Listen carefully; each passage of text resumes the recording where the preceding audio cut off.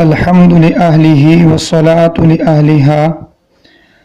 اما بعد۔ معزز سامعین، ایک بھائی نے سوال کیا ہے کہ ایک عورت جب اپنے حیض سے فارغ ہوتی ہے، یعنی جب اس کا حیض ختم ہو جاتا ہے، تو کیا اس عورت کا گھر والا اس عورت کے پاکی والے غسل سے پہلے اس کے ساتھ ہم بستری کر سکتا ہے یا نہیں؟ شریعت مطہرہ کی روشنی میں اس مسئلے کی وضاحت کی جائے۔ معزز سامعین، اس مسئلے کی وضاحت میں یہی عرض کرنا چاہوں گا کہ اگر اس عورت کا حیض 10 دن سے کم میں ختم ہوا ہے، مثلا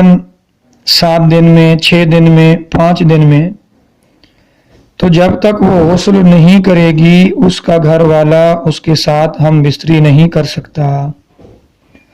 ہاں، ایک صورت ہے کہ 10 دن سے کم میں حیض ختم ہو اور غسل سے پہلے اس کا گھر والا اس کے ساتھ ہم بستری کرے۔ ایک صورت ہے وہ یہ کہ عورت 10 دن سے پہلے پاک ہو گئی، ابھی غسل نہیں کیا، لیکن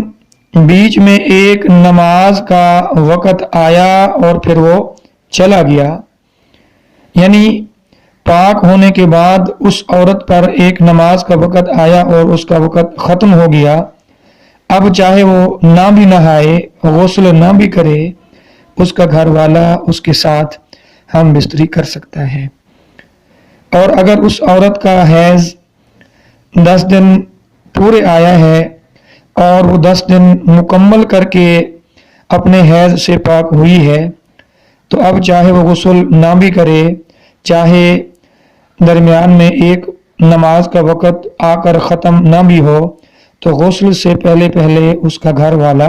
اس سے ہم بستری کر سکتا ہے۔